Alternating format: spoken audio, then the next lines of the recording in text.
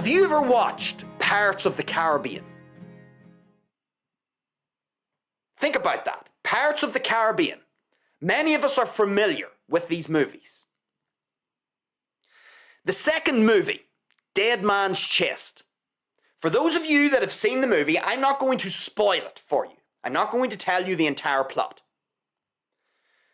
But at the end of the second Pirates of the Caribbean movie, Dead Man's Chest, one of the main characters, Captain Jack Sparrow, at the very end of the movie, I'm not going to tell you the whole plot, but there is a spoiler coming up here at the end of the movie. So if you don't want to hear the spoiler and you want to go watch the movie first before you watch the rest of this show, you're getting your warning. I'm going to count to 3 if you want to put me on mute or turn me off.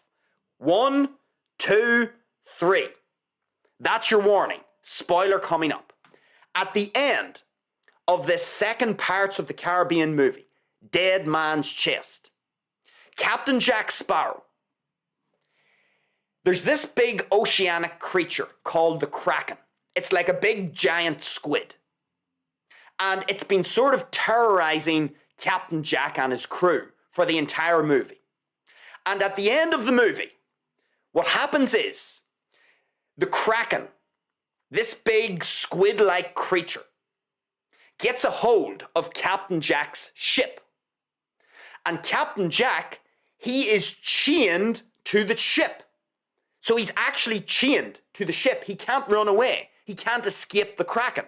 The Kraken's coming with its big mouth opened, with all of its sharp, pointy teeth. And Captain Jack, he is essentially tied to the ship. He's like handcuffed to the ship. And he tries to get out of the handcuffs. He does all he can to try and escape. But there comes a point where Captain Jack realizes, I can't escape. I can't escape. I'm literally handcuffed to the ship, to this pole. And so as the Kraken encroaches upon him, what does Captain Jack do?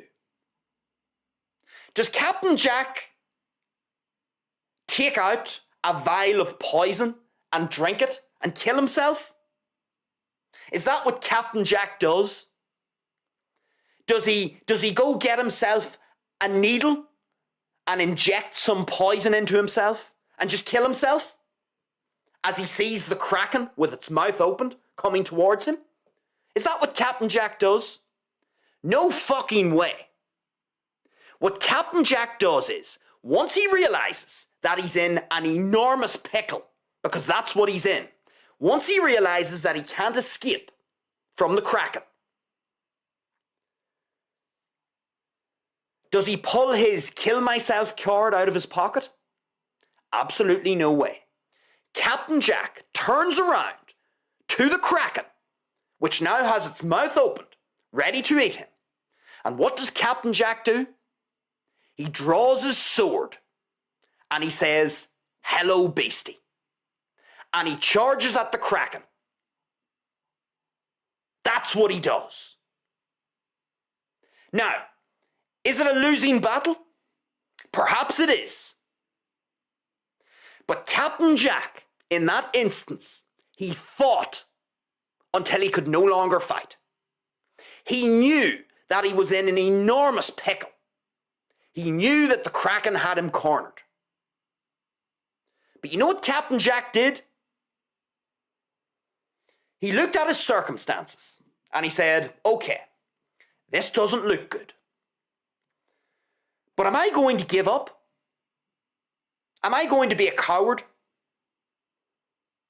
Or am I going to, even though my chances are slim of survival, even if my chances are slim, they still exist. The odds are against me, but if I manage to wield my sword in a certain way, maybe the Kraken will have a heart attack. Maybe someone behind the Kraken that I can't see will fire a cannonball at it. Who knows? My chances are slim. But I'm going to have the courage to look for a solution. I'm going to have the courage to fight for my life. I'm not just going to surrender my existence to the Kraken without a fight.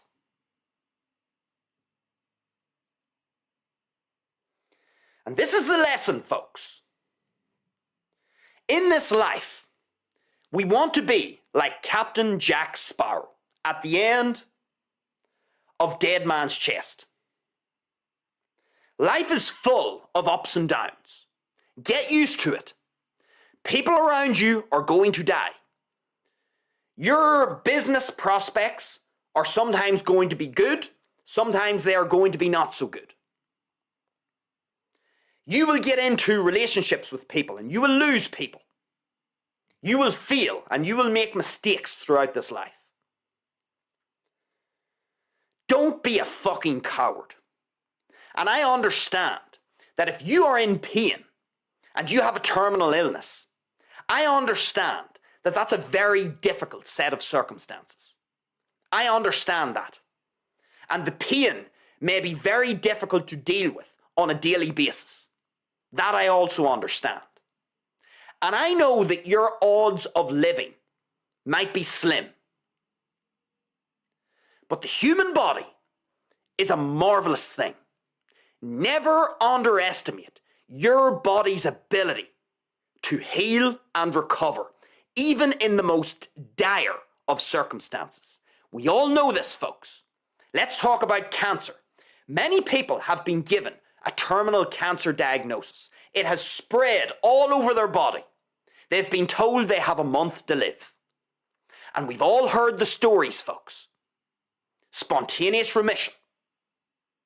Go look up that term if you don't know what it is. A spontaneous remission is whereby the body, somehow the body, in the face of very slim odds of survival, somehow the body finds a way to defeat the cancer. And these people go on to live long, healthy, productive lives, even though the odds looked like they were completely against them.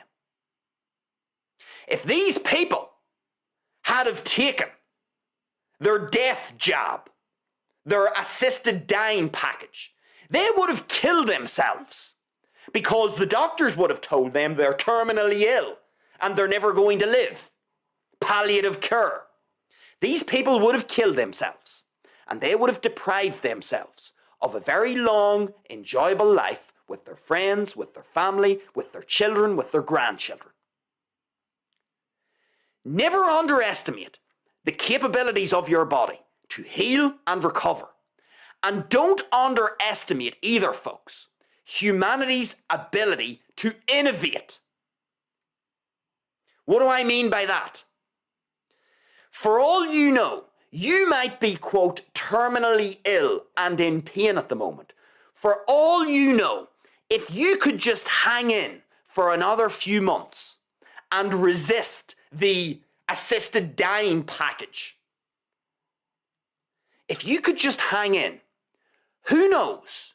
There might be some innovative treatment that's brought to the market that could save your life and get you out of pain. If you just hang in there and fight for your life. So always remember those two things, folks.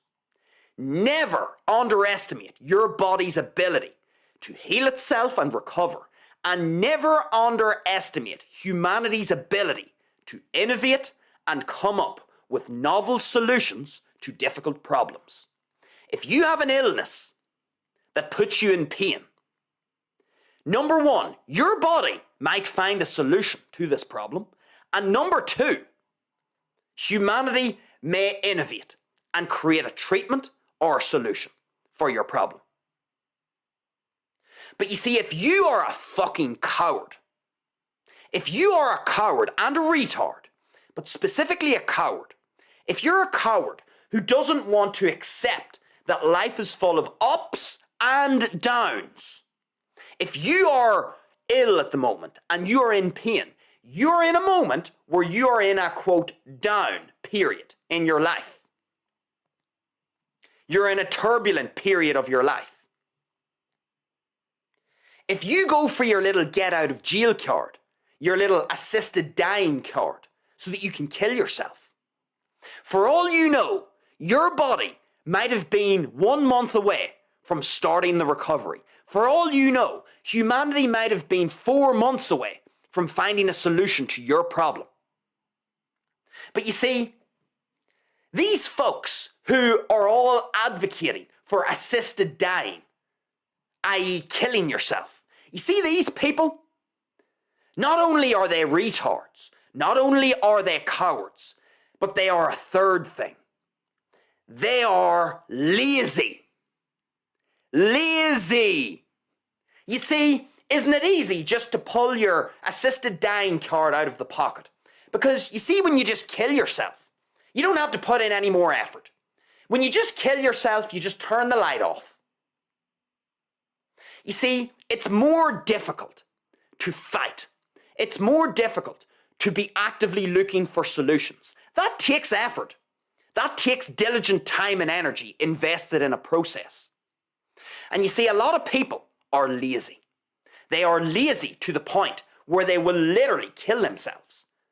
They would rather kill themselves than actually put in the work to try and find a solution to their problem. Retards, cowards, and lazy. That is what all of these people are who support assisted dying. They are retards because they don't understand how great it is to be a human in 2026 and the opportunities that they have at their disposal. They are a coward, number 2, because they don't want to put in the effort. They don't want to accept the fact that life is full of ups and downs. It's full of good moments and challenging moments. And you see, whenever the challenging moments hit, you see, people don't want to put in the effort. Oh, it's all great. When they're riding on cloud 9, oh yeah, life's great. And then you see when a bit of turbulence hits, people get lazy. They want to cut corners. They don't want to put in the effort. They don't want to put in the time that's required to find a solution to their pain or their illness. And then number 3, they're fucking lazy. Lazy. They are lazy and they have no courage. They aren't like Captain Jack. These people, whenever the Kraken comes knocking on their door and the Kraken has its mouth opened and it's burying its big sharp teeth, you see, whenever the Kraken comes knocking on the door of these retards who are advocating for assisted dying, when the Kraken comes knocking on their door, they roll over and let the Kraken eat them. That's what they do. They roll over. They take out their little fucking cyanide pill. They take out their syringe and inject themselves with some poison, and they just die. They aren't like Captain Jack. Captain Jack, in the face of very slim odds for survival, he took his sword out and he said, you know what? If I'm going to go down, I'm going to go down fucking fighting. Because if I at least fight, whatever slim odds I do have, whatever the slim odds are, I'm at least going to give myself the best possibility or probability of coming out of this. Even if the odds are slim. If I roll over and give up, well then no one's going to help me. There are no odds in my favour. Whatever slim odds Captain Jack had, he managed to get the most out of them. That's why he took the sword out. And he at least tried to fight for his life. Fight for his existence. If you are one of these people who thinks assisted dying is a great idea, you are a retard, a coward, and you are lazy. Take that whatever way you wish. So anyway, do you feel like killing yourself now?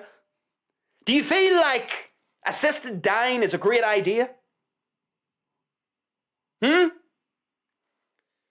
you think of the battle that you had to fight just to get into this life, when you think of how great it is to be a modern day human, When you think of how marvelous your body is and its ability to heal and recover, when you think of how innovative humanity is, they might have the solution to your problem just around the corner.